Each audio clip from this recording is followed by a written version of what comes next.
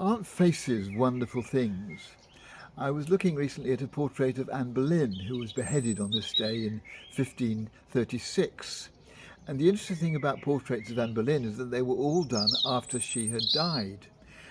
Some of them are moderately familiar to us. They usually have she's usually wearing a pendant with a sort of bee there, but they were all done subsequent to her death because all the ones prior to her death were destroyed on the orders of Henry VIII, who didn't want to be reminded of his wife, who had been, so he thought, disloyal to him.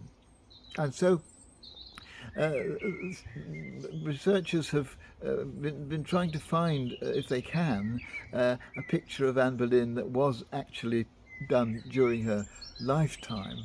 Uh, and they've been searching using a sort of technology that's very similar to the facial recognition technology on our phones and so on, to explore some of Hans Holbein's sketches. And he did a whole series of sketches of people at the court, many of whom were just unidentified. And they have come to the conclusion, using this technology, that they have one of those unidentified women. They have been able to identify as Anne Boleyn through this particular technology. And of course, it's very controversial. A lot of artist historians will refute the suggestion.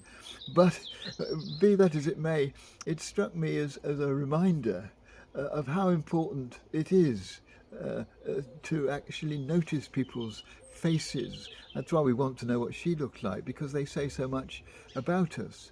And I think it's lovely the way as we go about ordinary life, just as we pass people in the street sometimes, just to see their face. Sometimes it has every face.